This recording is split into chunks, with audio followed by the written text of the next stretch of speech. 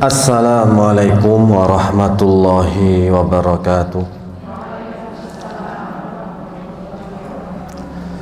Bismillahirrahmanirrahim. Innal hamdalillah nahmaduhu wa nasta'inuhu wa nastaghfiruh wa na'udzu billahi min syururi anfusina wa min sayyiati a'malina. May yahdihillahu fala mudhillalah wa may yudlil fala hadiyalah. Asyhadu an la ilaha illallah wahdahu la syarikalah wa asyhadu anna Muhammadan abduhu wa rasuluh. Ya ayyuhalladzina amanu taqullaha haqqa tuqatih wa la tamutunna illa wa antum muslimun. Kurang ke atas. Siap.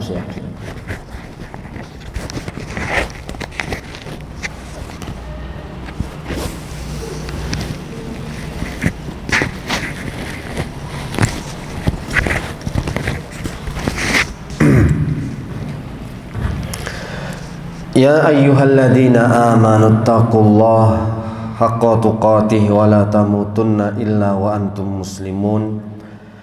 Ya ayyuhan nasu taqu rabbakumul ladzi khalaqakum min nafsin wahidah wa khalaqa minha zawjaha wa batha minhuma rijalan katsiran wa nisaa wattaqullaha alladzi tasaaluna bihi wal arham innallaha kana 'alaikum raqiba.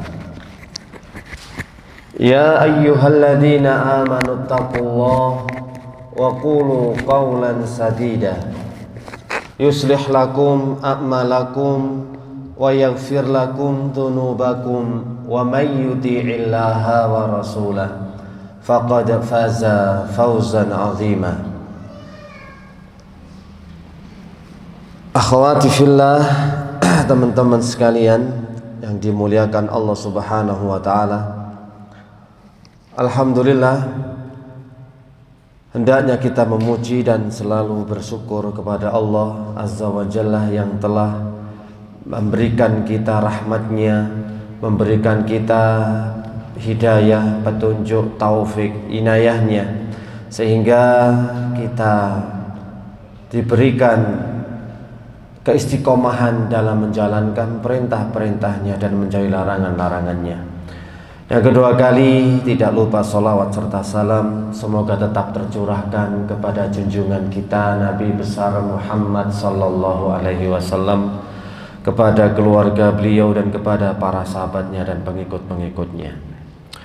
Insyaallah pada pagi yang berbarokah ini kita akan membahas satu tema, yakni ruqyah mandiri, mengeluarkan jin tanpa kesurupan.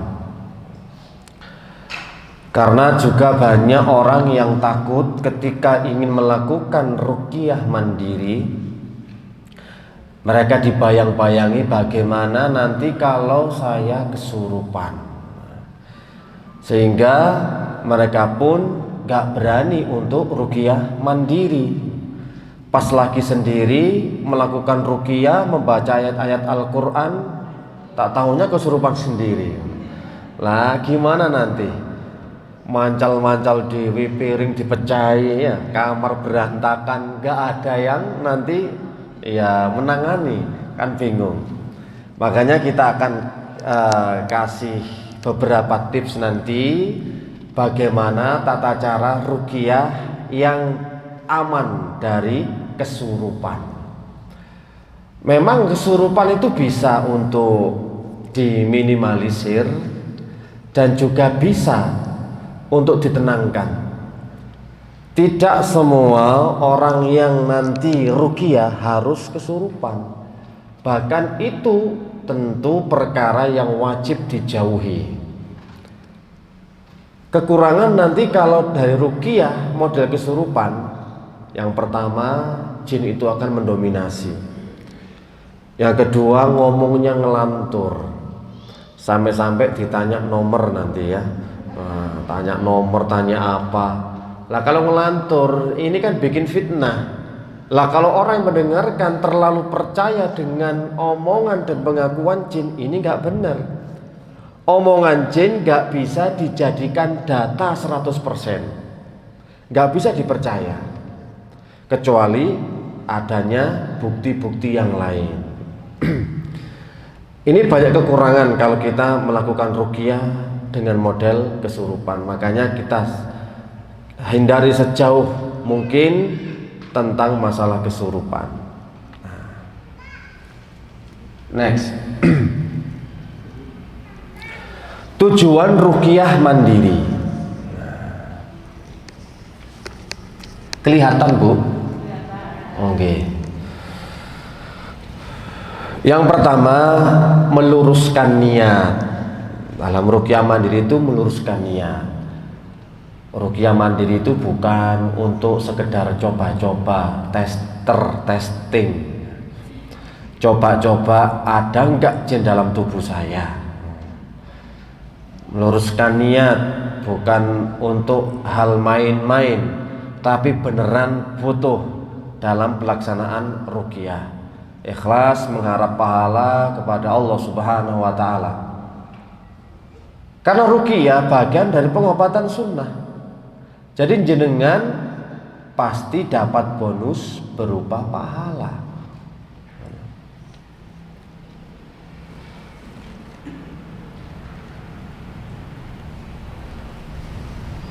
Lalu meluruskan niat lagi itu, ini memang untuk pembersihan jiwa, pembersihan hati. Allah ingin mengangkat musibah, ya, ingin mengangkat penyakit dalam tubuh saya, maka harus benar-benar karena Allah Subhanahu wa taala. Yang kedua, tujuan ruqyah mandiri adalah agar pasien tidak ketergantungan kepada roqi atau peruqyah. Agar pasien tidak memiliki ketergantungan. Kalau enggak ngeruqyah kepada seorang peruqyah enggak mantep. Padahal kita semua itu punya potensi untuk bisa mengeluarkan jin dalam dirinya sendiri.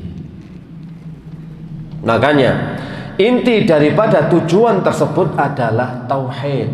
Benar-benar menyandarkan kepada Allah, meminta pertolongannya, meminta bantuannya langsung kepada Allah. Saya diganggu jin, saya kena sihir, saya kena ain, semuanya ini murni ujian dari Allah. Makanya yang bisa untuk melepaskan, menyembuhkan, mengangkat semua itu hanya Allah. Memperbaiki hubungan antara pasien dengan Allah. Tapi kalau seseorang itu mengandalkan seorang peruqyah, terkadang nggak paham, nggak ngerti, nggak terasa, kok sedikit berpaling. Lebih yakin kalau ada peruqyah, bukan langsung kepada Allah Subhanahu wa taala. Jadi di sini kita diluruskan masalah akidahnya, masalah tauhidnya, supaya benar-benar memohon kepada Allah. Intinya tujuan ruqyah mandiri adalah tauhid, memperbaiki hubungan seorang hamba dengan Allah Subhanahu wa taala. Next. Prinsip dasar ruqyah mandiri.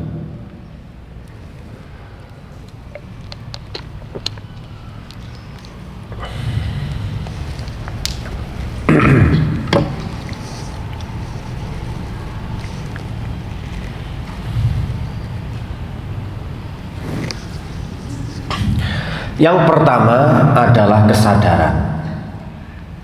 Namanya kita ruqyah mandiri tanpa kesurupan. Maka prinsip dasarnya ya harus bisa mempertahankan kesadaran, jangan sampai dikuasai setan atau jin. Apakah itu bisa? Sangat bisa. Sehingga kita itu bisa mengendalikan kapan kesurupan dan kapan tidak kesurupan. Bahkan orang yang kesurupan pun bisa dikendalikan. Kalau ada pasien, ada salah seorang lagi kesurupan, yang dia teriak-teriak ataupun guling-guling, langsung kita bisa tenangkan, dikendalikan. Stop, jangan atraksi, jangan akrobat di sini. Ini masjid sing sopan, ojo biayaan. Ngoten loh, harus jaga adabnya. Mosok nang masjid teriak-teriak nggak boleh. Itu sangat bisa, dan itu juga bisa kita membaca psikolog dari jinnya. Jadi kita kendalikan, jangan kita yang dikendalikan sama jin, tapi kita yang mengendalikan mereka. Yang kedua prinsipnya adalah mengetahui penyebab jin atau setan masuk ke dalam tubuh. Jadi jenengan ketika melakukan ruqyah mandiri, jangan modelnya gambling. Gambling itu tak wacane ayat. Kalau nanti ada jinnya, ya pasti reaksi. Kalau enggak reaksi, berarti enggak ada jinnya. Itu model gambling. Enggak bisa. Kalau ingin melakukan ruqyah mandiri, harus mengetahui betul apakah dalam dirinya itu benar-benar sudah ada jinnya atau enggak. Supaya apa? Maksimal dalam praktek ruqyahnya. Mengetahui penyebab jin, setan masuk ke dalam tubuh. Nanti kita akan sampaikan. Yang ketiga, bisa membedakan antara dirinya dengan gangguan jin. Gangguan jin contohnya salah satunya kalau dibuat baca Quran ngantuk. Dibuat sholat menguap, dibuat mau wudhu kentut. Nah, itu kan gangguan salah satunya. Bisa membedakan ketika baca Quran kayak terkekek mata pedas, ini berarti bukan saya. Ini adalah reaksi gangguan dari jinnya. Ada macam-macamnya ya. Ketika orang yang terkena gangguan jin itu di saat dibuat ibadah, mereka reaksi. Contoh mau puasa Senin Kemis, kayak masuk angin, gitu loh ya. Akhirnya lemes, gak bisa aktivitas apa-apa. Saya tuh pengen puasa sunnah Ustaz, tapi kalau waktu puasa lemes sekali, bawaannya tidur. Itu gangguan. Kalau kita ngerti, harus dilawan. Sejauh mana nanti kekuatannya? Langsung, semakin dia yakin, semakin paham, jinnya akan keluar. Ayo jin, keluar dari tubuh saya. Ini maksudnya bisa membedakan antara dirinya dengan gangguan jin. Banyak macamnya. Kok sakitnya munculnya tiap pagi dan petang, atau ketika malam baru datang, nggak bisa tidur, atau mungkin sakit kayak ditutuk-tutuk kepalanya, dipukul-pukul. Waduh, ini ternyata vertigo, migrain. Sakit vertigo. Oh, ini bukannya vertigo biasa, kayaknya gangguan jin.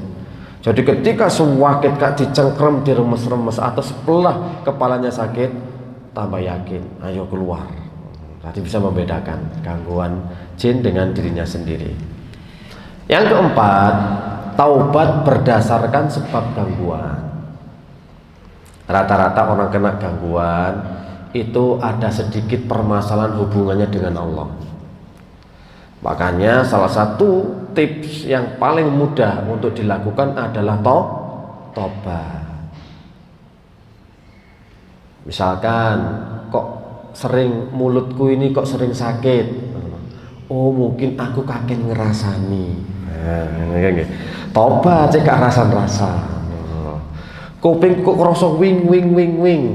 Oh ternyata senengane ngorek berita kabar terkini. Lewat kupingi wing ini gak ngurukno kabar berita sing ter-up to date, nggak enak. Macam-macam ya. Taubat berdasarkan sebab gangguan. Yang kelima, meyakini hanya Allah yang dapat menyembuhkan. Sehingga dia pun memohon, meminta, berdoa dengan khusyuk dan ikhlas.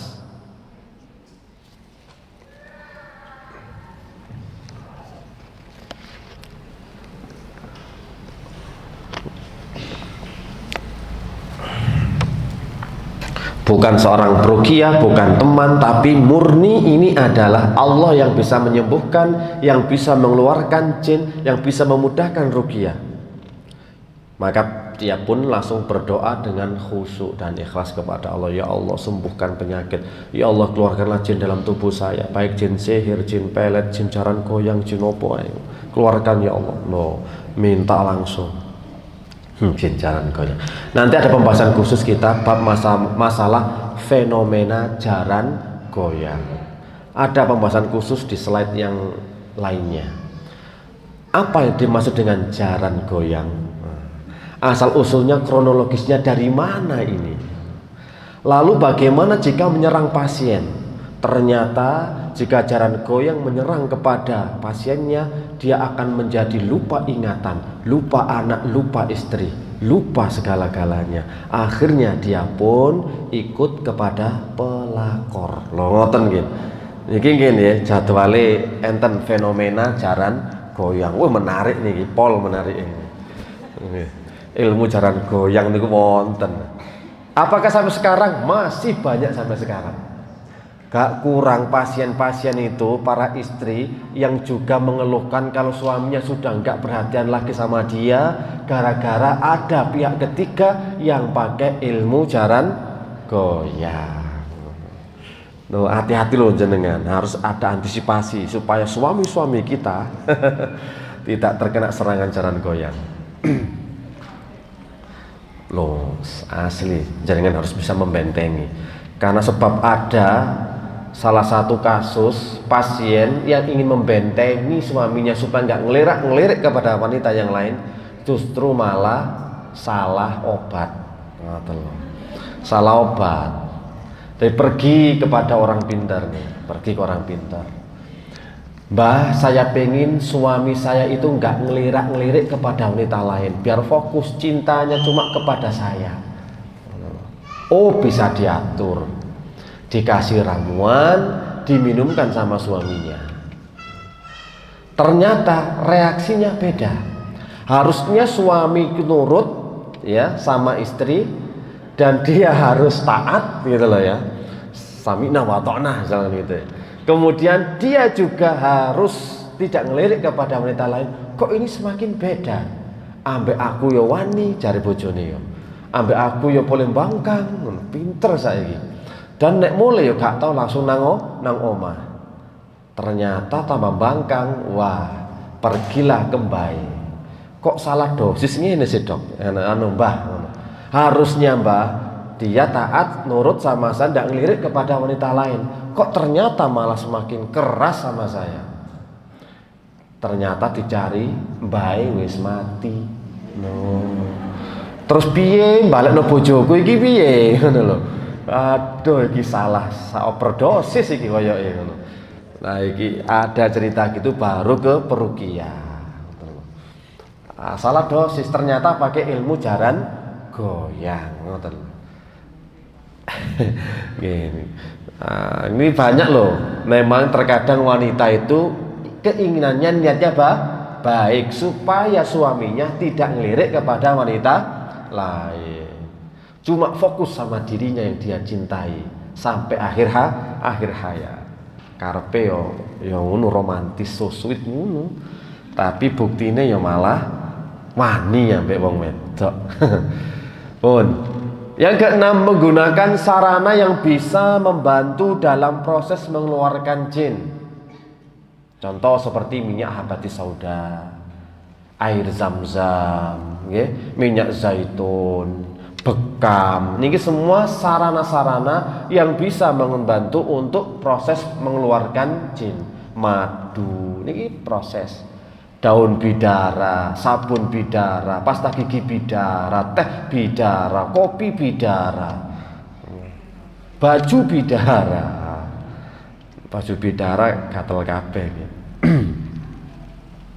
Sampai ada jus bidara. Jus bidara harus dicoba loh nih. Next.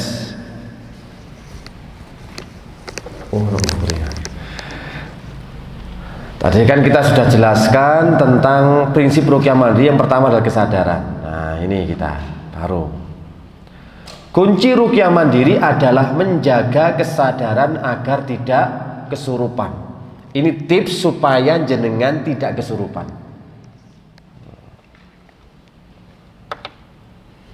Yang pertama, mempertebal perasaan bersalah kepada Allah serta menghadirkan taubat nasuha kepada Allah. Mempertebal perasaan salah, digoleki salah, muhasabah. Cari aib-aibnya, kekurangan-kekurangannya, kok seperti ini saya dan begini begitu. Wes, kalau dia istighfar, fokus, khusyuk, maka hubungan dia dengan Allah sangat dekat, sangat connect, sehingga jin pun tidak mampu untuk menjadi pihak ketiga merasuki dirinya. Kalau hubungannya seorang hamba dengan Allah sudah kuat, rasa bersalahnya, istighfar dan taubatnya semakin menguat, maka dijamin jin tidak akan mampu untuk merasuk ke dalam tubuh.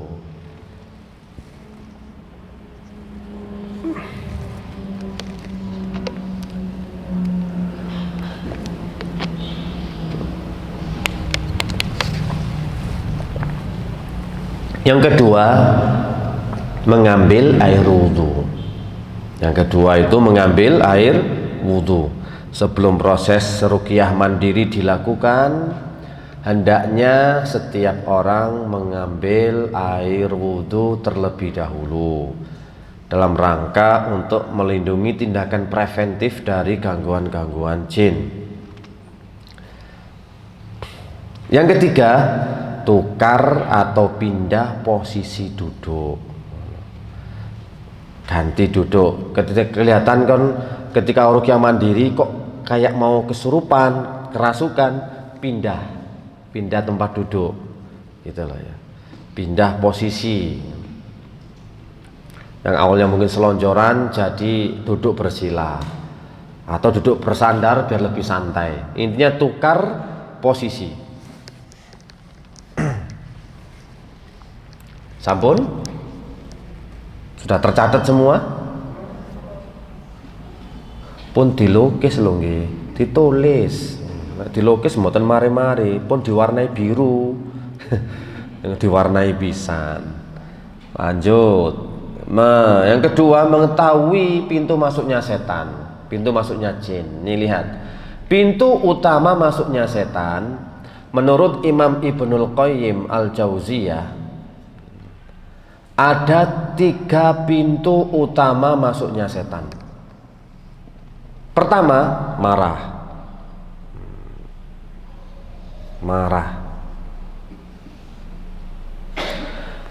Yang kedua, lalai.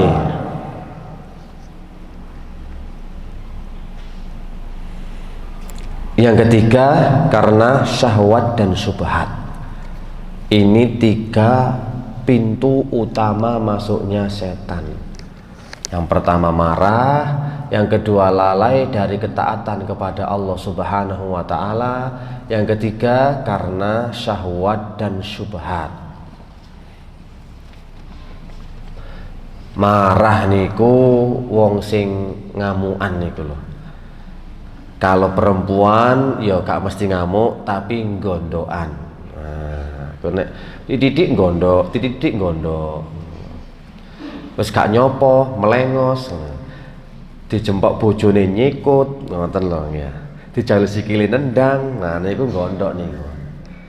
Oke, sensitif pol. Jadi marah itu termasuk orang yang ngambekan, gondokan, tersinggungan, sensitif, pemarah, emosian. Nek cara wong Jawa wong gudreg iku wong ngamukan niku lho. Gak kenekan wong gudreg.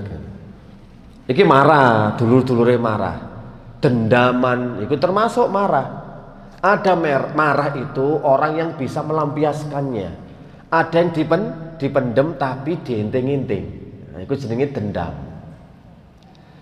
Kalau dalam ilmu kesehatan, kalau marah itu dilampiaskan, itu bisa bikin tensi tensi naik itu apa?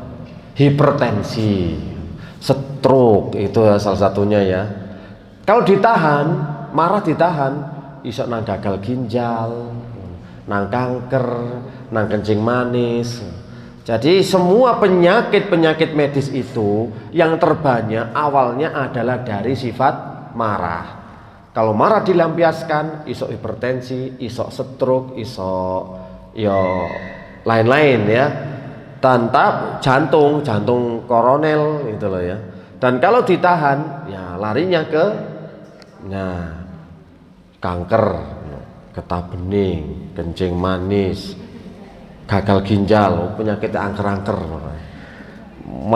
Maju kena, mundur kena. Berarti kita harus bisa memanajemen marah. Kapan marah itu bisa dilakukan? Marah karena Allah. Temen iso marah karena Allah ngono ah. Allah sensitifan wae kok yo titik angel iki angel.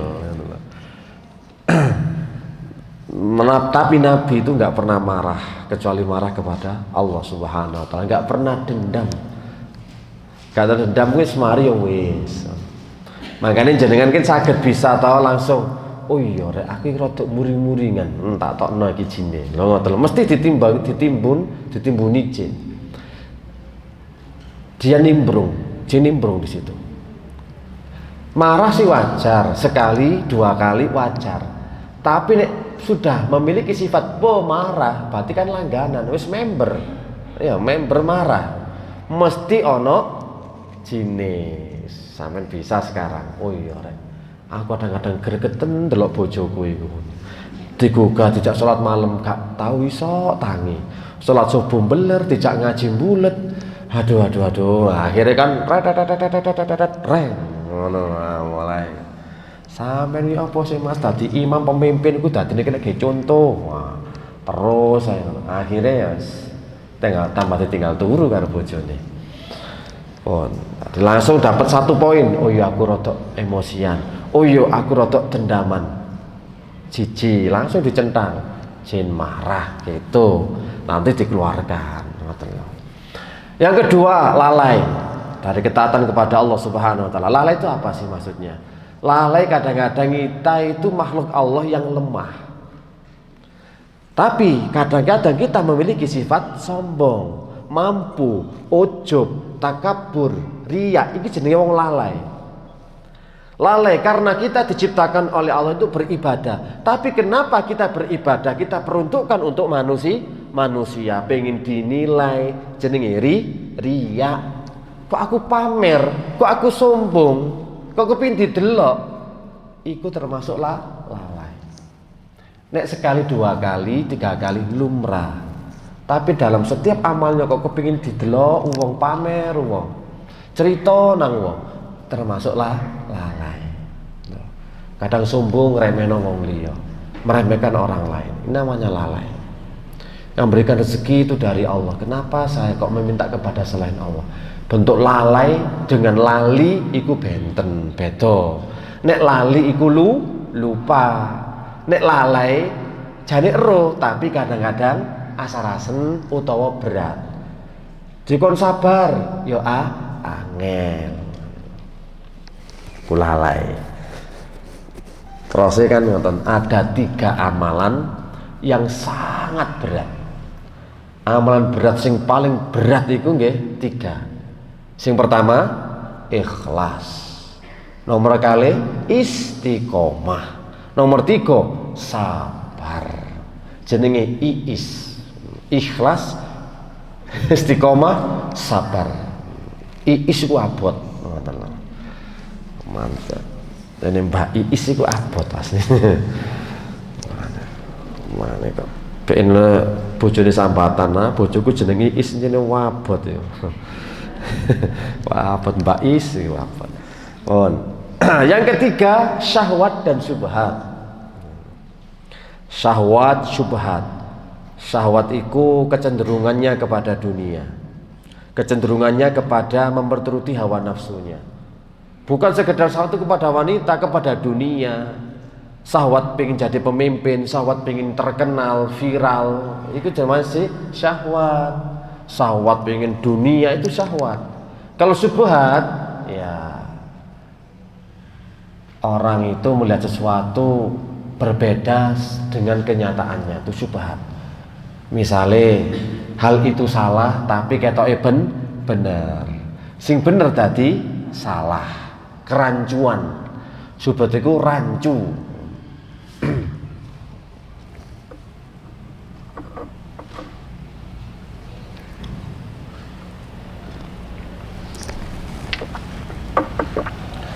Jadi melihat sesuatu itu kok beda. Kadang-kadang perkara ini disyariatkan malah koyok yang bukan disyariatkan. Orang ini sergap nang masjid, sergap pengajian, cari inilah benih-benih radikal. Loh, ini kan subhat. Jadi mereka itu anti sudah. Lihat orang ngaji, guyu, peruncang-runcung, ini benih-benih radikal. Isok ngebom barang. Loh ini kan namanya kerancuan yang sudah dihembuskan ke masyarakat. Sehingga kalau lihat orang yang tambah taat, tambah ngaji, tambah ibadai api, itu malah dicurigai. Ojo-ojo kena jaringan. Nah, kan nggak bisa seperti itu. Tuh wong sing ibadai nemen, taat malah di suudoni. Yaitu namanya syubhat. Ya, tiga pintu utama ini: marah, lalai, dan syahwat subhat. Lanjut, mengetahui penyebab jin masuk ke dalam tubuh. Ada 8 pintu ini. Kalau tadi kan pintu utama, kalau ini penyebab jin masuk ke dalam tubuh. Sebab-sebabnya ini. Yang pertama sampai ke 8, 1.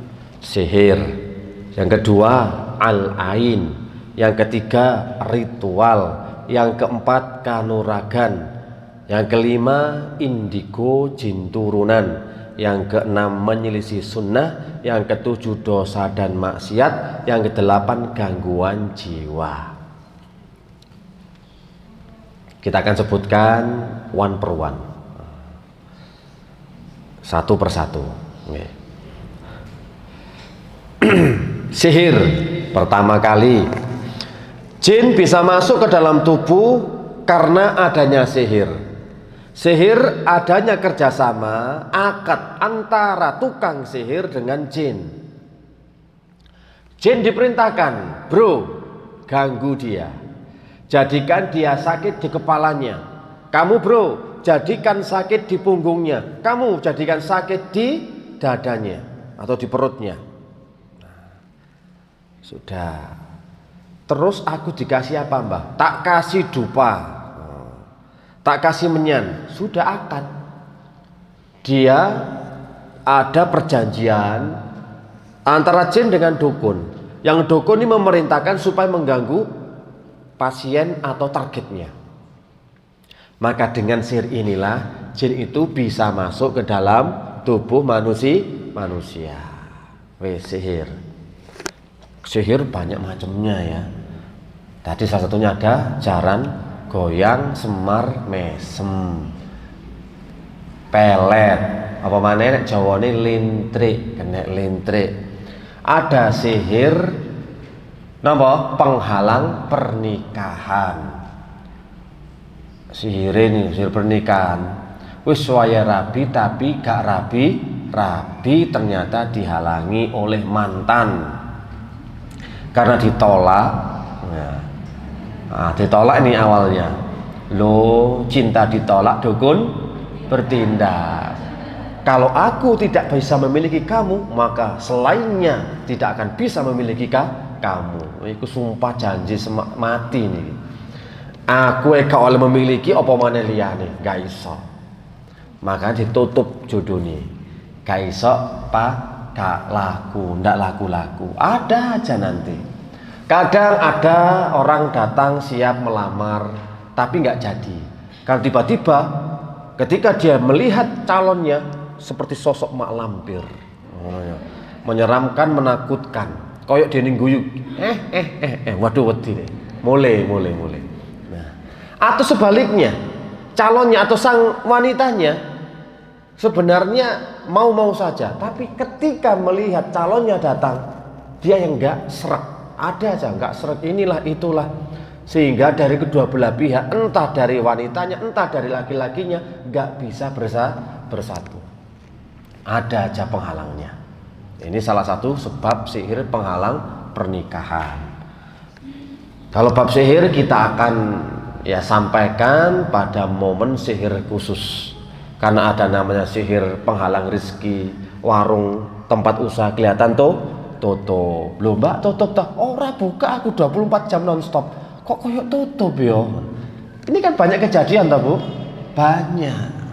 Itu nama sihir penghalang rezeki.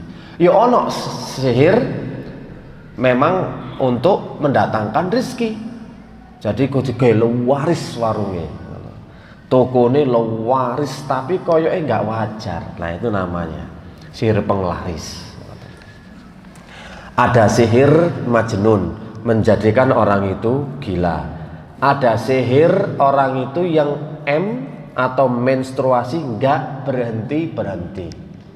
Nah macam-macam. Ada sihir menjadikan mandul, ya watem. Kata pembahasan sihir banyak, yang penting kita tahu sihir jin bisa masuk. Yang kedua al-ain. Penyakit ain ini yang paling banyak yang menimpa kepada manusia. Lebih banyak daripada sihir. Sampai-sampai usaha yang dulunya naik drastis sekarang turun bisa karena ain. Peternakannya, ayamnya, perkebunannya, pertaniannya, dulunya panen banyak sekarang gagal panen, itu bisa karena ain. Ain itu gampang ya. Dia memuji, dia menyebutkan tapi tidak diiringi dengan dzikir dan masya Allah. Iku sing podo koncone. Tapi yang bagi ain yang dari jiwa yang buruk, jiwa yang busuk, wah nggak pakai itu-ituan bisa. Sekedar dia punya kerentek, sekedar dia nggak seneng melihat kesuksesan yang dimiliki oleh orang lain, bisa kena al-ain. Ain kan tipenya ada dua. Ada yang tipe dari orang yang jiwanya baik, seperti konco ngaji ini itu jiwa yang baik, teman ngaji, orang-orang yang soleh, orang yang bertakwa taat kepada Allah Subhanahu Wa Taala, wapik lah. Ada yang kedua ain dari jiwa yang buruk. Kalau jiwa yang baik ini ya kayak tadi itu cuma sekedar memuji ya. Lupa untuk memberikan zikir akan terkena ain. Kalau yang dari jiwa yang buruk gak usah memuji karena gak seneng. Jadi bedakan, jangan dipahami ain itu dari orang yang jiwanya baik aja, menyebutkan nikmat tanpa diiringi dengan zikir atau masya Allah, subhanallah. Bukan itu tok. Ini kan dari kita sesama ngaji harus menyebutkan itu. Tapi dari yang mereka memantau, kayak ada CCTV dari jauh dan gak seneng dengan kesuksesan kita, ada namanya hasad, ain itu akan terjadi. Dan reaksinya dan pengaruhnya jauh lebih berbahaya dari orang yang jiwanya buruk, jiwa busuk. Nek cara terose wong Malang bedi teten, aten-atene elek bedi teten, delok wong enak gak seneng. Jare apa nek ngarani niku? Seneng melihat orang itu susah dan susah melihat orang seneng, nonton ya. Dia itu senang kalau lihat orang susah, tapi sangat susah melihat orang senang.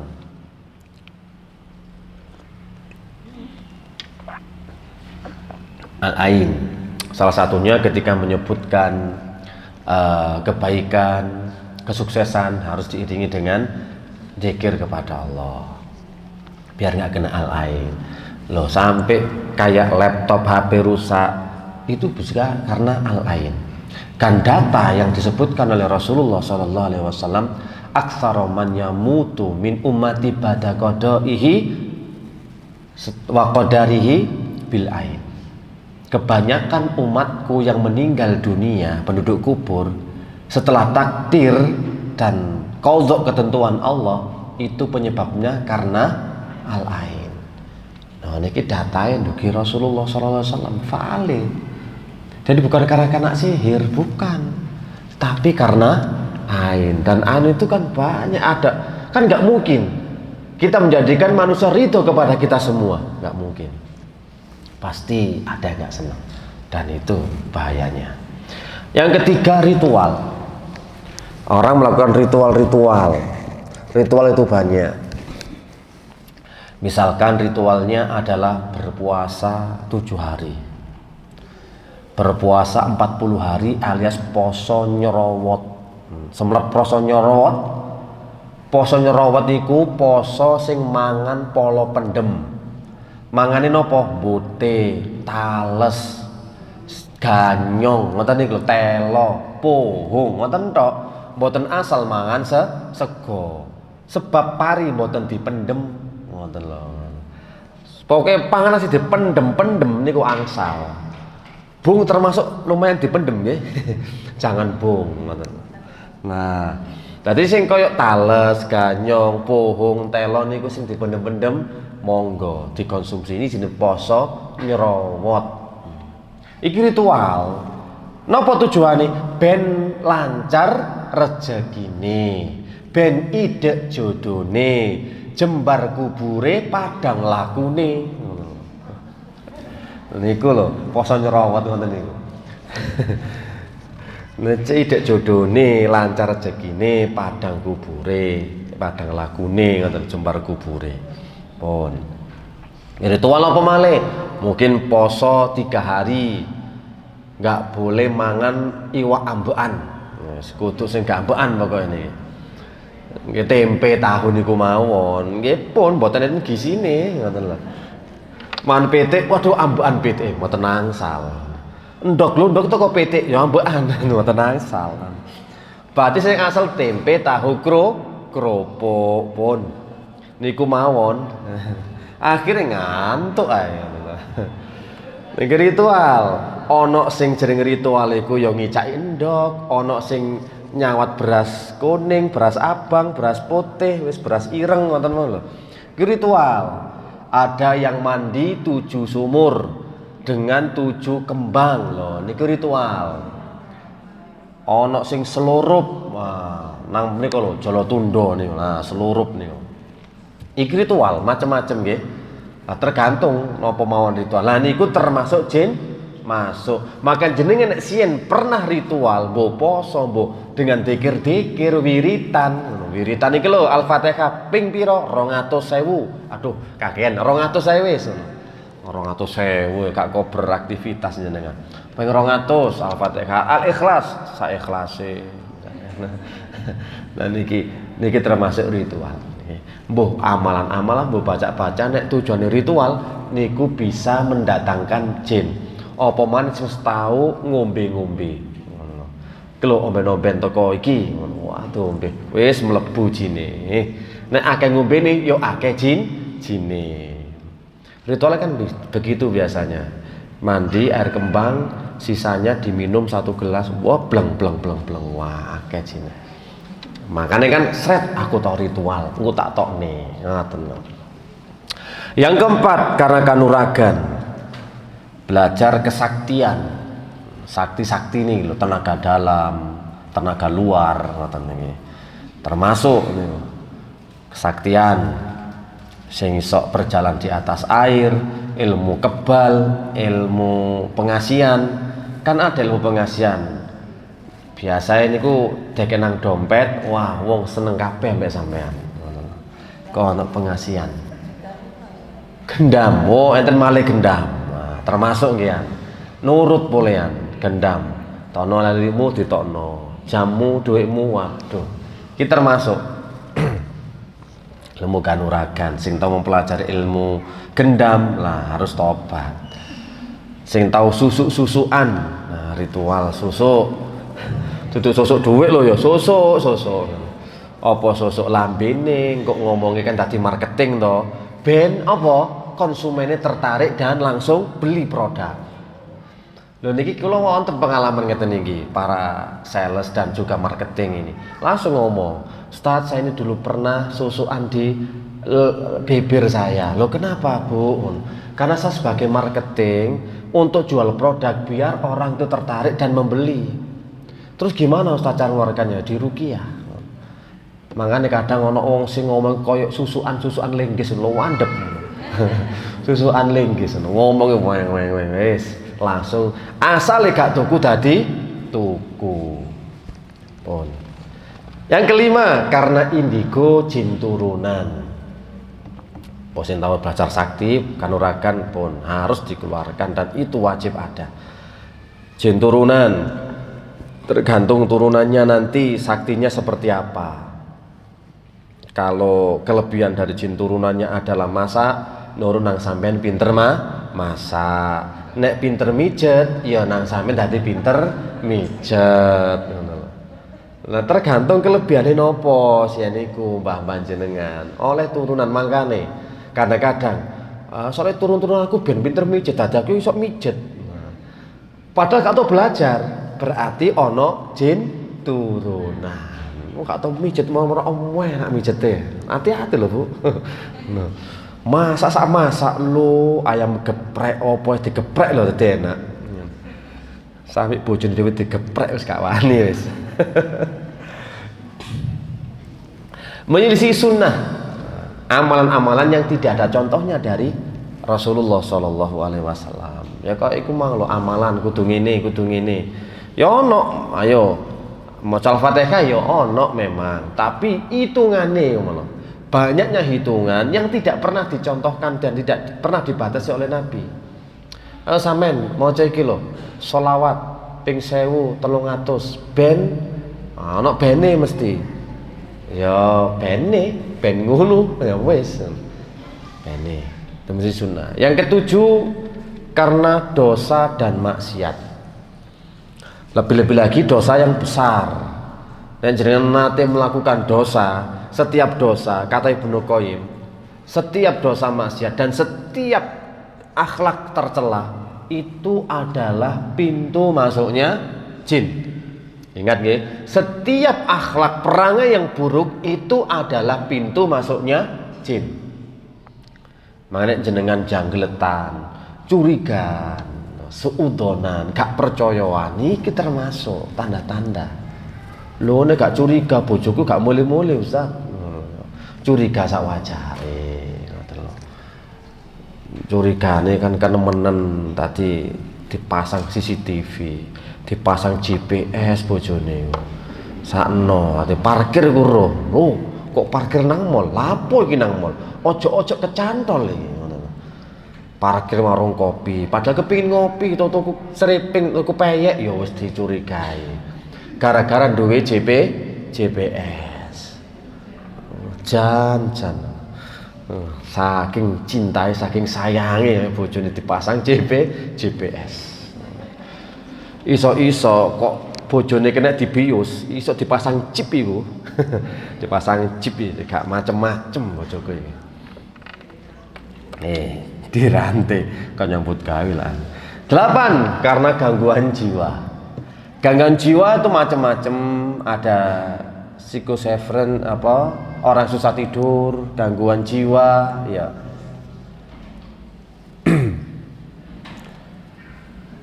Psikosifrenia, ya. Ada yang namanya punya 2 karakter itu apa? Bipolar itu gangguan jiwa. Kemudian kayak salah satunya itu fobia, termasuk fobia.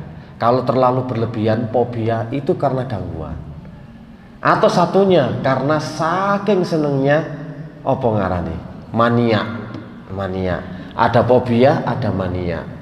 Ada stres kan nggak harus gila toh. Banyak urusan sekiranya boleh judek ngono loh. Nah, orang nggak bisa tidur, insomnia, ini gangguan jiwa ini banyak. Bipolar, stres, punya kepribadian ganda, terkadang keras, terkadang lembut, terkadang enak, terkadang nggak enak. Fobia, rasa takut berlebihan, sedih berlebihan, baperan. Nah, baperan itu termasuk fobia, mania, baperan. Terlalu baper, sensitif. Niku hati-hati nih. Kalau dipeseni mari gak mari kudu mari Ustaz. Aduh. ultimatum diintervensi kula Bu. Harus cepet iki. Nah, nggih. Jadi mari gak mari yo apa carane kudu mari. Waduh. Iki itu salah satu tanda-tanda gangguan, Bu. Aduh. Masih banyak ya, ini masih berapa slide. Wih, masih.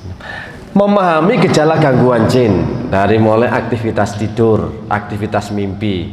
Berarti kita nggak bisa praktek ini. Biasanya kalau kita ngasih kajian tema ruqyah mandiri tanpa kesurupan langsung praktek. Dan itu hasilnya maksimal. Langsung kita awasi, kita tunggui. Yang nggak mampu, yang nggak berhasil kita tuntun ben berhasil. Jadi beberapa kasus itu enak langsung bisa mengeluarkan jinnya sendiri.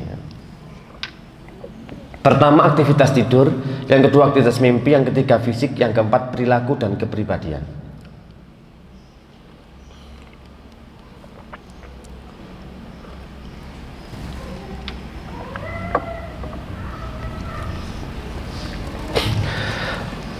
Kita mengetahui adanya seseorang terkena gangguan jin, gejala-gejalanya terlihat di saat dia tidur, ataukah mimpi, ataukah ketika ada gangguan dalam fisiknya. Dan pasti ada perubahan karakter dan kepribadiannya. Ini harus tahu.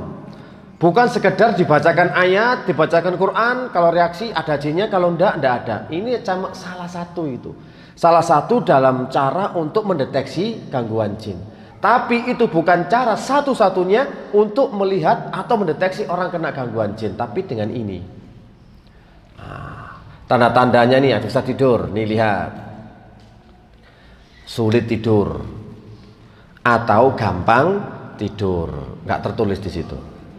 Al-Araq itu sulit tidur atau gampang tidur. Orang yang nggak bisa tidur, insomnia, atau bisanya tidur tapi dengan sesuatu yang dia harus bersungguh-sungguh tidurnya, maka itu salah satu tanda-tanda orang kena gangguan. Sampai orang yang online, orang yang ngegame online, atau yang suka medsos itu sampai gak tidur gitu loh. Dan itu kan jadi kebiasaan. Bahkan ada loh sampai pasangan suami istri, dia nggak bisa tidur sampai pagi gara-gara nonton drakor. Wah. Nonton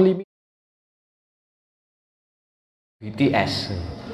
Waduh, jongkok apa jongkok nih semerap mulai. Oke, niku salah satunya, luar biasa. Pengakuannya, jadi mau proses cerai, sampai mau proses cerai, curhat. Gimana Ustadz ini? Sama-sama ini. Ada yang itu loh, istri saya itu suka drakor, jadi nggak tidur. Pagi itu kerja, malah nggak tidur sampai pagi, cuma lihat drakor. Itu tanda-tanda gangguan drakor ya.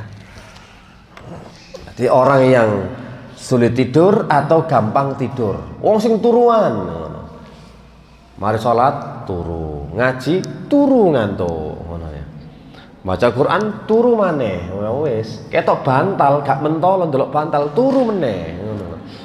Gak tega aku ketok bantal Ustaz, rasane iku wis talah kudu tak wis ngoten lho, iku namanya.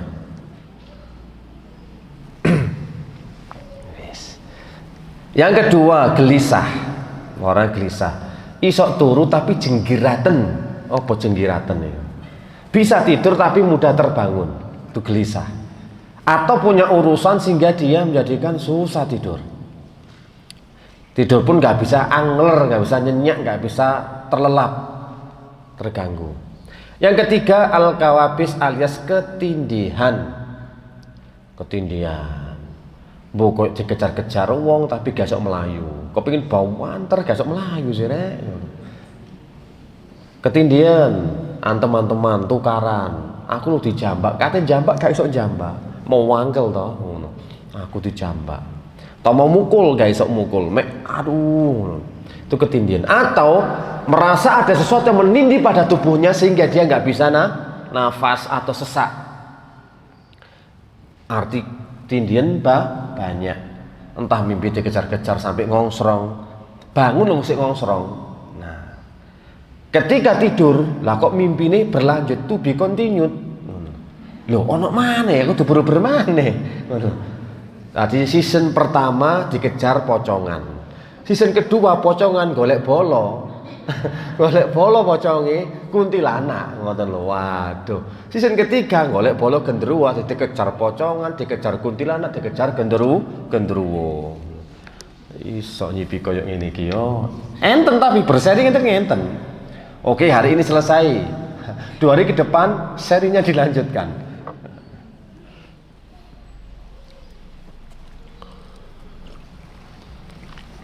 Yang keempat, al-qardu, gigi beradu di waktu tidur, tertawa, menangis dan kok mangan sanggai kacang ngoten lho Bu.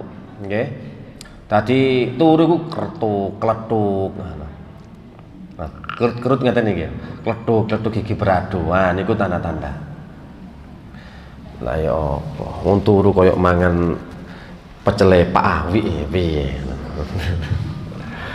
Niki nomor 5, tertawa dan menangis dan kadang berteriak, spontan, histeris. Hah? Tapi kok loh, kena apa aku sampai seperti itu? Atau tertawa, dia itu jenengan lihat ada teman mungkin ya, pas lagi tidur kok dia mesem-mesem tertawa. Loh, tertawa gimana sih anak ini? Kadang merintih, itu menangis. Itu tanda-tanda kena gangguan jin. Yang keenam, berdiri dan berjalan tanpa sadar dalam keadaan tidur alias bangkrong. Tahu bangkrong toh? Turu tapi melaku, buka kulkas, ngombe adem terus turu maneh. Orang sing bangkronge iku modele kena ditakoni. Tekon di sampean mang toko pasar, lapo tuku blonjo bayem, opo ae, ketemu sapa ae, wak iki lho, tambah kena ditanggap. Ada. Bangkrongnya mudah seperti itu. Yang ketiga, at-ta'awuh, mengeluh merintih di saat tidur. Nah, ini aktivitas tidur. Yang kita sebutkan ini hanya sebagian saja, padahal banyak nantinya ya. Tanda-tanda ini kita sebutkan sebagian. Kalau disebutkan semua, wah banyak ya, nggak jadi slide akhirnya, jadi tulisan, karangan, jadi buku akhirnya itu tuh slide. Yang kedua, aktivitas mimpi. Yang pertama, mimpi ahlamul mufzi'ah, mimpi yang menyeramkan, serem-serem tok mimpi nih. Arabe gak usah ditulis dhisik Bu, wis langsung mimpi menyeramkan gitu. Ru'yatul hawanat. Gak usah. Jadi mimpi yang serem.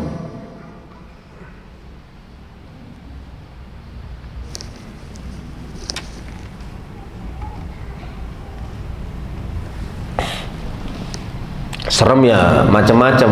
Terkadang kayak berada di tempat yang menyeramkan, di hutan, atau dikejar-kejar orang yang ya postur tubuhnya nggak sama dengan manusia, atau di suatu tempat yang gelap nggak bisa keluar, pokoknya serem mimpi nih, nggak enak. Yang kedua, mimpi melihat sejumlah binatang, baik binatang itu bersifat menyerang atau jinak. Contoh macan, ular, tikus, kucing, singa, anjing, DLL. Sing dadi langganan yang paling banyak binatang itu yang muncul di mimpi itu adalah ular. Berarti ide jodone oleh jodoh maneh ngono. Nyipine ula oleh jodoh. Terus ngoten yang sian-sian ki ya. Nek nyipi ula iku berarti orang sing ngejar-ngejar sampean. Mbah semangat awak dhewe iki ngono. Sopo sing ngejar-ngejar aku iki. Padahal niku nek harus dikejar-kejar jin. Ngoten lho. Nggih nek waktu itu sik perawan, sik Joko, nyipi ulo api, ana jodoh. Lah nek wis berkeluarga, berumah tangga kok nyipi ulo, wah berarti ana pihak ketiga.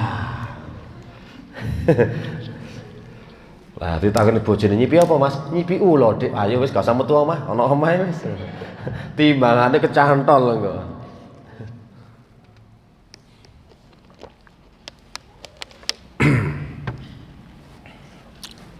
Anjing dan lain sebagainya, ular, macan, ini menunjukkan gangguan jin ya. Yang ketiga, mimpi jatuh dari tempat yang tinggi. bermimpi jatuh dari tempat yang tinggi. Yang keempat, bermimpi melihat dirinya berada di kuburan atau tempat yang mengerikan, menyeramkan. Kalau ini lebih spesifikasi tempat. Kalau yang pertama kan mimpi yang menyeramkan lebih luas global. Kalau ini lebih ke tempat, kuburan yang mengerikan, bahkan melihat dirinya dikubur, dirinya ada di pendosa. Ini sering sekali kita nangani kasus. Bahkan kita pernah nangani kasus seorang dokter ini. Dokter ternyata juga punya kompetitor dokter juga, kena sihir ya. Dia melihat mimpinya berkali-kali itu apa? Seperti dikubur sama orang. Dan itu jelas. Beberapa kali mimpi apa? Saya dikubur, saya bisa melihat yang dikubur itu. Yang kubur juga bisa melihat orang serem-serem. Di pendosa, dilawoni, akhirnya apa? Memang benar dia kena gangguan jin. Tempat yang mengerikan dan menyeramkan. Sepi, nggak ada orang, cuma dia sendiri, atau ketemu binatang-binatang atau makhluk-makhluk yang nggak jelas. Aktivitas mimpi lanjutan. Bermimpi melihat orang-orang yang aneh, seperti orang-orang berpostur sangat tinggi, besar atau pendek, atau orang serba hitam, atau orang-orang menyeramkan. Iki dawa iki.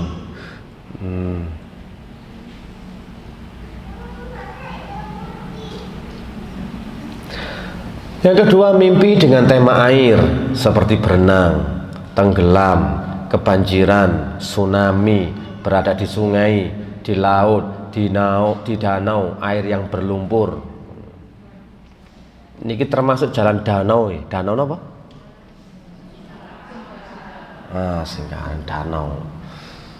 Air yang berlumpur, ini tsunami, ya berenang, tenggelam, kebanjiran, ini tema ya. Mimpi kebanjiran, tema-tema ini ya ada gangguan jin. Mimpi dengan tema kuburan, seperti melihat mayat, keranda, orang yang mati, atau ketemu dengan orang-orang sudah meninggal.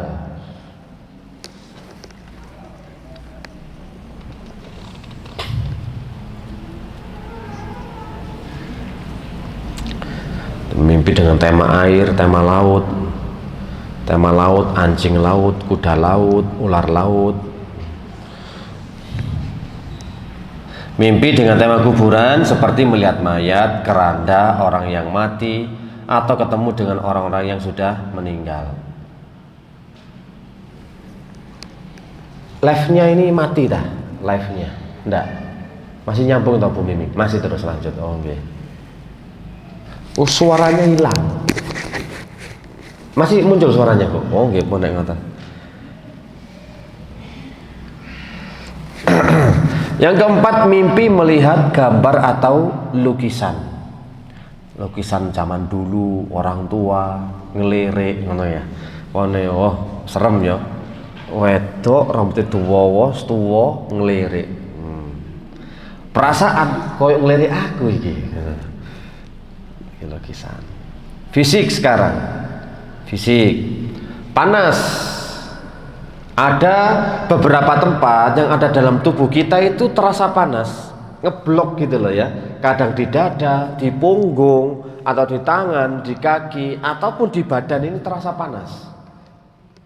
Nah, kalau panas ini biasanya cenderung membawa efek dampak berupa memancing emosi untuk cepat marah. Dia cenderung marah. Jadi kayak di sini kok ono panas gitu loh. Kadang di dada kok panas dodoku, kepingin muri-muri, ngempet rasanya. Tapi kalau dingin dia cenderung takut. Takut.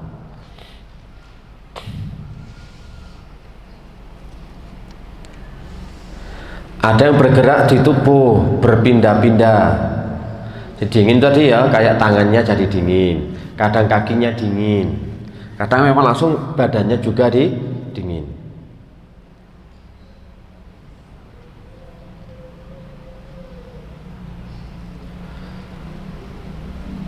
Ada yang bergerak di tubuh berpindah-pindah, celurut gitu loh. Kadang ngeret, ada di sini pindah ke sini, pindah ke, pokoknya pindah-pindah. di seluruh tubuh. Keduten tunggal gitu loh. Keduten sapa ngrasani aku. Ngono. Kedut. Ternyata ciri-ciri gangguan. Dirasani jin. Setrum lembut, setrum kecil lembut seperti kesemutan. Sakit di bagian tertentu yang dokter sulit menyembuhkan.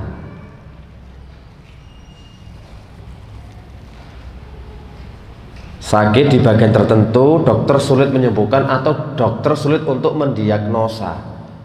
Apa penyakitnya ini ya? Kok susah dicari?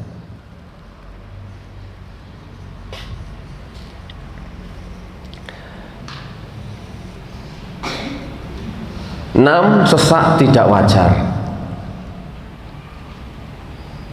Sesak tidak wajar. Moro-moro sering sesak, katanya lambung. Nah, pokoknya lambung, sesak, hati-hati. Itu kadang-kadang penyakit jin kebanyakannya. Lanjutan fisik, batuk tidak wajar, nyeklik sampai terkencing-kencing batuknya bisa. Pusing bukan karena sakit fisik, contoh vertigo, migrain, skalor. Vertigo, migrain ku langganan loh ya, hati-hati.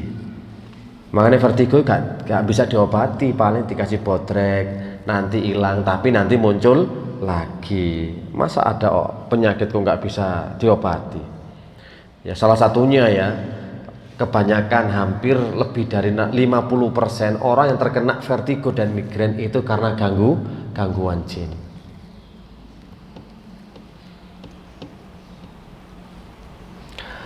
Setiap pagi dan sore sering merasa sakit di bagian tertentu. Jadi waktunya tertentu dan di bagian tertentu. Yang keempat, sering ngeblank, ngelamun, pikiran kosong dan tidak fokus. Lo ngaji ini ngeblank pisan. Tutuk endi ya. Tadi safar pisan kemana-mana. Padahal seketok catetane gede ngene lho. Ngono sih iso ngelamun lho. Iya rek. Ngeblank iki ya. Kadang ngomong nggak fokus dijawab, iya. Nah itu tanda-tanda. Bengong, suka bengong. Mane ngelamun iki paling seneng dimasuki jin.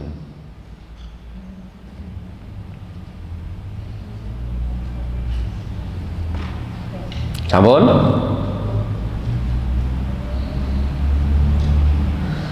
Perilaku. Nah, perilaku itu mudah cemas dan takut. Wong sing gopo-gopo wedian, ya apa iki, ya apa piye. Ya mudah cemas, mudah gopoh, tergesa-gesa.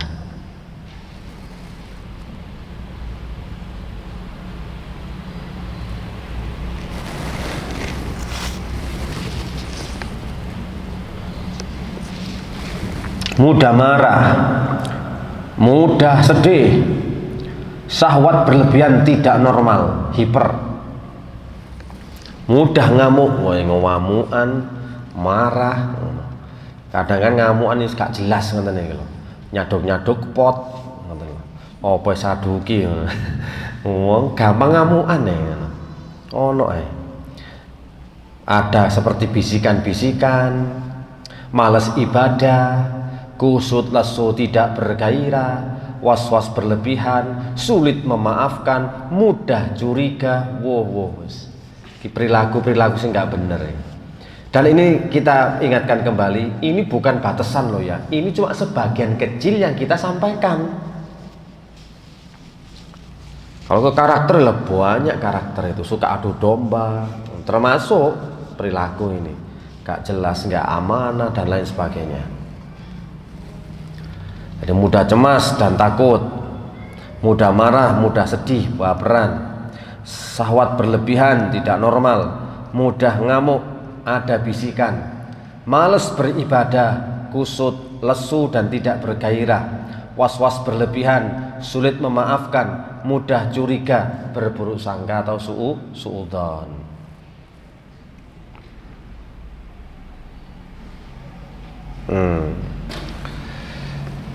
Tadi bisa membedakan dirinya dengan jin, sempat kita singgung tadi di awal, dengan cara menyelisih proses cara kerja jin. Kalau misalkan sihirnya sihir tafrik gitu ya, kena gangguan jin, sihir tafrik, sihir untuk memisahkan rumah tangga, maka kita nggak boleh mengikuti apa dalam hati kita. Mau angkel ambek bojo gak seneng, karena apa? Biasa sihir tafrik itu melihat apa yang dilakukan oleh pasangannya nggak pernah seneng, selalu jelek di mata dia, perilakunya, wajahnya, semuanya, pribadinya jelek semua. Kalau kita sadar, oh aku kena gangguan sihir pemisah, sihir tafrik, sihir pemisah, berarti aku harus menyelisihinya. Yang awalnya harusnya benci, aku harus sayang, dipokso. Piye beb, lho ngoten niku langsung sok mutah ngoten niku. Ngomong beb tok lho iku. Ngomong beb tok. Lho beneran iki. Jadi kalau memang ada indikasi sihir pemisah, harusnya kan memang berpisah dijadikan benci dengan pasangannya, maka sampean jenengan harus semakin sayang, dilawan rasa bencinya. Ayo beb tak suapin dong, ini ku langsung loworo kabeh jine dengan cara menyelisih. Kalau mau dipancing marah, tambah sabar, astagfirullah, wis mempreteli, harus menyelisih jinnya gitu ya, membedakan antara jinnya dengan jin. Aku kok diprovokasi terus suruh marah, maka kita harus lebih sabar dan bisa memaafkan. Jadi membedakan proses cara kerja jin. Jin iki dikon lapo nang jero awakku, males ibadah misalnya, tak lawan ngantuk-ngantuk tetap sholat malam, nah itu kok menang, bisa keluar. Kalau kita sudah paham sebenarnya bentuk gangguannya, maka dengan amalan apapun kita bisa mengeluarkan jin, walaupun tidak dengan ruqyah. Kita dengan sholat, jin bisa muntah. Dengan masak-masak, istighfar, muntah. Ini dulu yang kita praktekkan. Ambek santai-santai bisa mengeluarkan jin. Nggak harus dengan saklak atau situasi resmi untuk ruqyah mandiri, enggak. Kadang santai-santai, lo kok ikono jin, kok ndasku mumet ya, metu, keluar. Astagfirullah, keluar metu. Muntah langsung, sowan teh, nggak bakal kesurupan kalau dia tahu proses kerja jin. Nah ini taubat sekarang, taubat surah Al-A'raf 201. Sesungguhnya orang-orang bertakwa bila mereka ditimpa was-was dari syaitan, mereka ingat kepada Allah.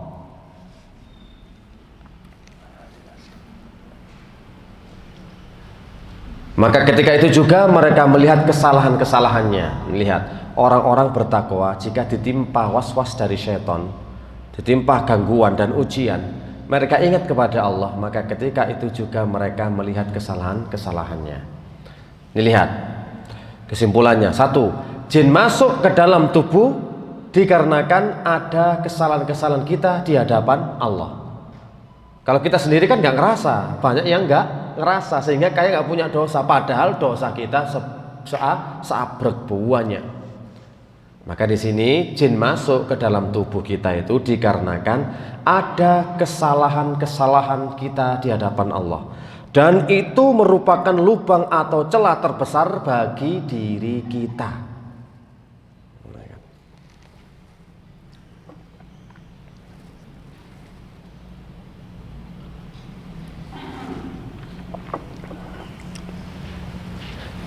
Ini poin penting ini, masuk ke dalam tubuh kita dikarenakan ada kesalahan-kesalahan kita di hadapan Allah, dan itu merupakan lubang celah.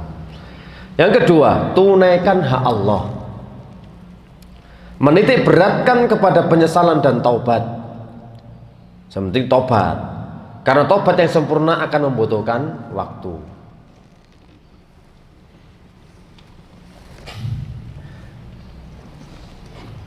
Didit loh, sama 10:30 loh, pun muni loh mau. Lanjut.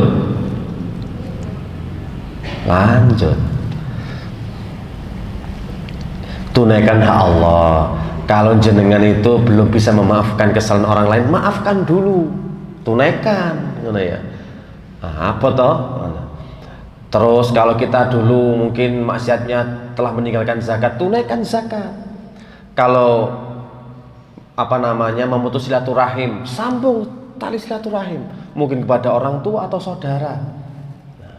Tunaikan hak Allah, dan kemudian menyesal dan taubat. Ingat ya, jin masuk ke dalam tubuh kita karena ada kesalahan di hadapan Allah, maka kita harus nebus dengan tobat. Semakin tobat berarti semakin mudah jin itu keluar dari tubuh kita. Yang ketiga, yang paling utama adalah niat untuk berubah dan ingin mendekatkan diri kepada Allah. Itu paling utama.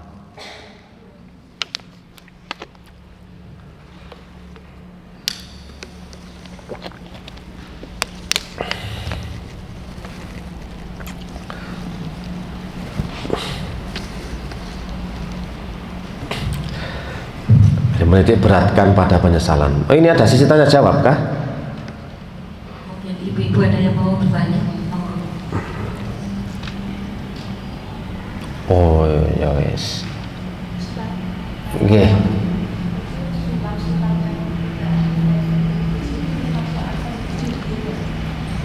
Sulap itu ada dua model. Yang pertama ada model trik. Ya, kalau trik kan memang kecepatan tangan dan yang lainnya, yaitu yang bisa dipelajari memang. Ada sulap yang memang itu kayak menggunakan kekuatan-kekuatan seperti mentalis atau hipnotis. Nah, ini yang sudah nanti ranahnya sudah masuk hipnotis seperti gendam dan lainnya. Ini sudah ada bantuan jin. Gitu. Seperti membuka alam bawah sadar, alfa, beta, ngoten niku termasuk salah satunya.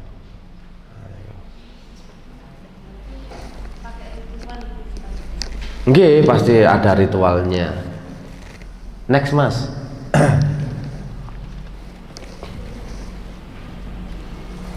Ada lagi? Loh, tanda keluarnya jin ini loh. Wake, banyak. Itu pun juga sebagian. Tanda keluarnya jin yang pertama, menduduki posisi pertama adalah muntah.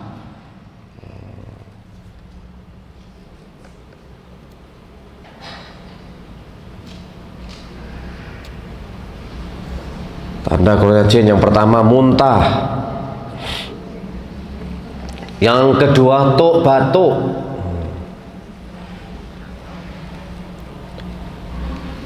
Batuk-batuk itu biasanya tanda keluarnya jin. Pohon batuk ngeklik, jegil. Yang ketiga BAB. Nanti kelihatan BAB-nya warnanya tuh beda, kayak hitam atau apa, karena itu racun atau karena jin. Yang keempat kencing, tadi beser, itu tanda keluarnya jin. Tapi nek karena rendeng adem-adem ya mboten keluar jin, pancen beser ngoten lho. Nggih, mboten ngene adem kepengin pipis terus, waduh jinku metu terus iki. Wah, tambah seneng iki wae. Jin metu kabeh jin ya mboten, kene wayahe. Kentut itu juga bisa mengeluarkan jin. Tandanya. Jadi kak buang angin terus gitu loh. Pas karukiah kita cuma tanya-tanya aja diagnosanya, langsung kentut gak mari-mari buang angin. Sampai orang itu malu, "Ustaz izin keluar ya wis. Soal ini harusnya saya powernya full ini. Ya sampean get no gak apa-apa ngono lho. Kulo sungkan nek teng mriki wis sampean giat no wis pol ngono lho. Cek powerful." Berarti semakin besar ya, semakin powerful, berarti jinnya juga semakin besar yang dikeluarkan rojone iku.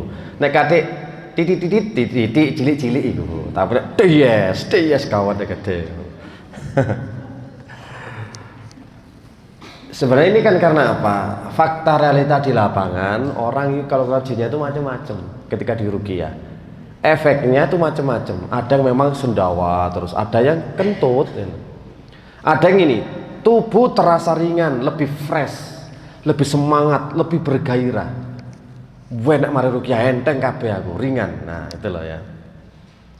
Yang ketujuh bersin. Wajing terus. Ketika ruqyah ya. Kalau memang awalnya flu ya wis flu gitu aja. Yang kedelapan keluar keringat kopius, keringetan wae. Yang kesembilan mimpi jinnya keluar.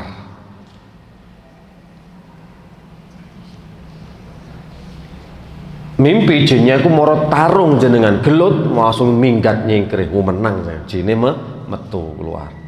Yang ke-10 sendawa. Yang ke-11 seperti ada sesuatu yang tercabut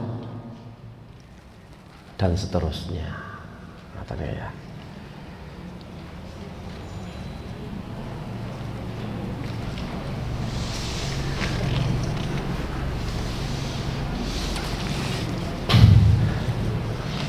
Sampun paham jenengan kira-kira. Sampun sibuk nyatet lo ya. Kira-kira lo ya. Berapa persen? 100, 70, 50, 30, 15, 10%? Ada yang gimana? Nggih. Mari kalau tanya nih kegian, berapa persen jenengan yang paham ya?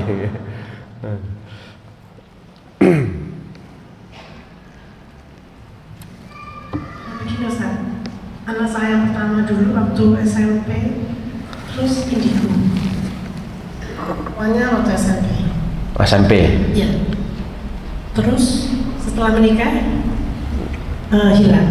Maksudnya hilang, jadi tidak seperti yang ada sedikit-sedikit tapi enggak seperti yang itu. Betul. Sebelumnya. Nggih. Tapi yang sampai sekarang ini mensnya memang lama, Ustaz.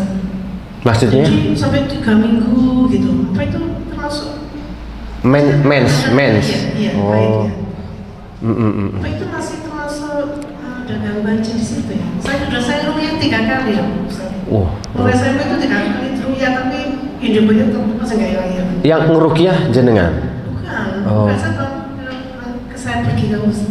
Oh nggih. Oh gitu. Jadi macam-macam nih. Mungkin itu sisa-sisa. Kan sudah dirukiah. Ada yang keluar tapi ada yang senidan sembunyi. Jadi ketika diruki yang nggak ikut dia sembunyi aku wis.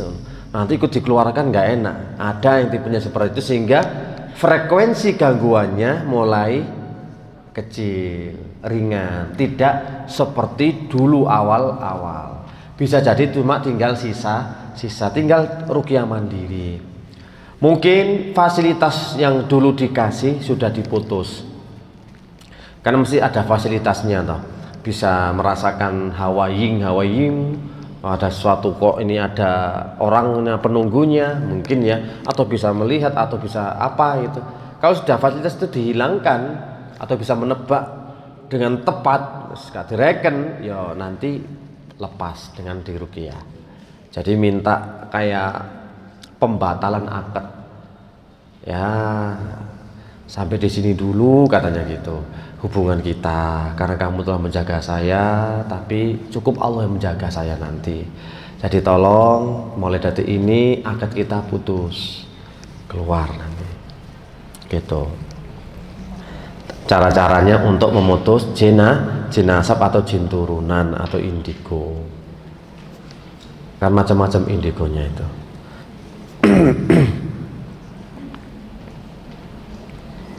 Lagi Ustaz. Oh monggo. Assalamualaikum warahmatullahi wabarakatuh. Waalaikumsalam. Ini Pak Ustaz, ada anak kecil itu usia 3 tahun. Dia itu asal jalan terus kadang melihat gitu merem gitu Pak Ustaz. Kayak ketakutan gitu, terus setelah melek lagi, terus lagi merem lagi. Pak Ustaz ya, dia lihat itu, kita juga nggak tahu. Usianya waktu itu 3 tahun Pak Ustaz. Nggih. Terus kita ajak jalan, nanti nampak apa gitu dia merem gitu. Oh kalau dia nampak apa-apa merem? Atau pas merem nampak apa-apa? Enggak merem. Kita balik lagi situ dia tempatnya itu lagi merem lagi, dan dia mulai lagi. Dan situ merem lagi. Kan itu Pak Ustaz. Anak kecil 3 tahun di suatu tempat kayak merasa takut gitu. Ya betul Pak Ustaz. Mana Pak Ustaz ya? Ya tergantung tempatnya. Kalau memang tempatnya singit, tempatnya itu memang singup ya mungkin lagi diganggu. Tapi bukan berarti dia ada jinnya, belum tentu juga. Karena memang umur kecil tuh masih agak sensitif ya, bisa ngerti memang untuk anak kecil itu. Tapi kalau kok semakin besar kok tetap sensitif, nah itu baru gangguan. Kalau masih kecil ya mungkin karena kesensitifannya ada masalah. Nggih. warahmatullahi wabarakatuh. Waalaikumsalam warahmatullahi wabarakatuh. Sampun? Ada masih bingung dengan ruqyah mandiri ini belum tuntas loh ya. Belum masalah eksekusinya. Belum eksekusinya. Belum kita ajari cara membuat air ruqyah. Lah nanti ruqyahnya gimana jenengan? Itu kan cuma tanda-tanda toh, belum cara mengeluarkan. Lah nggih. Wis jane mari materi, tapi praktek belum. Ya jadi setengah. Tanya Ustaz. Nggih. Kula niki saged mulah malih panjenengan kula niki. Ini tentang ruqyah ini kan banyak tadi pintu utamanya, kemudian penyebab jin masuk tubuh. Itu pada kondisi gimana kita harus curiga itu benar-benar jin yang masuk, karena apa namanya, ilmu psikologis juga kan ada ya Ustaznya. Memang yang selama ini saya pahami adalah ketika emosi negatif itu terbuka dan itu tidak tertangani dengan baik, ini versi sainsnya ya mungkin ya, karena saya bukan orang sains juga.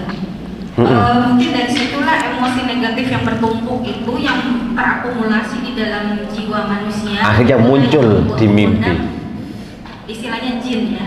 Iya. Sehingga muncul perilaku-perilaku yang istilahnya di luar dari kenormalan, dari batas wajar. Nah, untuk kita membedakan kapan dia harus diruqyah atau dia butuh cuma terapi konseling seperti itu, kan biro psikologis juga ada. Cuma kan selama ini psikologis itu dianggap orang itu adalah untuk menghadapi orang-orang yang punya gangguan jiwa. Padahal sebenarnya psikologi sendiri itu hanya untuk membantu konseling, orang memvalidasi kesulitan dia dan apa yang harus dilakukan. Iya. Karena ketika emosi negatif itu bertumpuk itu adalah ketika tidak ada jalan keluar atau enggak dia tidak bisa melihat jalan keluar, sehingga harus dibantu dilihat jalan keluarnya. Nah itu bagaimana Ibu Ustadz membedakan antara ini benar-benar gangguan jin dengan emang dia butuh bantuan psikolog itu Ustadz? Begini. Orang ketika muncul gangguan atau muncul ketidakstabilan dalam sikap perilakunya, awal mula itulah yang namanya kejiwaan lagi lemah. Di saat jiwa yang lemah itu dimanfaatkan sama jin dan setan. Kalau dia hanya seperti awal mula tok gangguan ini, dengan konseling itu bisa teratasi. Tapi kalau sering terjadi karena jiwanya rapuh, ketika dapat masalah gitu lagi, maka jin itu sudah masuk. Kita juga punya tim, bahkan yang punya murid S2 psikolog, bagian psikolog sampai sekarang juga konseling, memberikan konseling seperti itu. Bahkan tesisnya itu berupa ruqyah syariah, tulisannya kita yang meriksa referensinya. Dan itu luar biasa, digabungkan antara psikolog dengan ruqyah, pasti kena dan match gitu loh, matching, dan gak ada perbedaan antara ruqyah dengan psikolog, karena memang pasti mengganggu kejiwaan, dan kejiwaan itu ketika hampa jin masuk. Dan itu makanya bukan sekedar dikasih kayak psikiater kan dikasih obat, tidak bisa ditenangkan tok, tapi butuh dikeluarkan jinnya sehingga sembuhnya sembuh total. Tapi kalau yang tipenya konseling atau ngasih obat, ente obate ya kumat penyakitnya. Karena apa? Kita harus kolab, dua-duanya jalan ya, konselingnya jalan, nasihat jalan, jinnya juga dikeluarkan, akhirnya sembuhnya sembuh tuntas. Dan itu sering kita menghadapi pasien seperti itu, rasa takut, rasa cemas. Dalam psikolog oke, benar, tapi ada jiwa roh jahat yang masuk, yang terus akhirnya menjadikan dia ditumpangi untuk memunculkan karakter tersebut. Jadi karakter nantinya awalnya berupa gangguan, kalau dia bisa ngatasi aman, kalau nggak bisa masuklah jin itu pintu masuknya. Seperti orang yang mau bunuh diri atau apa, kan dari apa asal mulanya? Dari suatu problem, suatu masalah yang dia itu tidak kuat ya untuk mengatasinya, nggak tahu solusinya, akhirnya bunuh diri. Itu juga karena bisikan setan. disuruh terjuno, disuruh nabrak sepur. Siapa lagi? Kalau malaikat nggak mungkin bisa elek. Pasti sudah ada campur tangannya setan. Jiwa itu ya tetap dijadikan rebutan antara malaikat dan setan. Saling berebut di hati dan jiwa ini. Siapa yang mendominasi, dia akan memenangkan. Jadi antara psikolog dengan ruqyah itu bisa kolab dan sesuai. Bahkan dari ilmu medis kedokteran pun kita selalu bekerja sama dengan mereka. Ilmu kedokteran, ilmu psikolog dan ruqyah bisa berjalan selaras, saling melengkapi. Dan akhirnya ya jin yang dikeluarkan enak sudah, benar-benar sembuhnya total. Sampun? Ya pun kapan-kapan semoga bisa ketemu lagi, ya. Apa yang kita sampaikan semoga bisa bermanfaat, bisa difahami. Subhanakallahumma wa bihamdika asyhadu an la ilaha illa anta astaghfiruka wa atubu ilaik. Wassalamualaikum warahmatullahi wabarakatuh.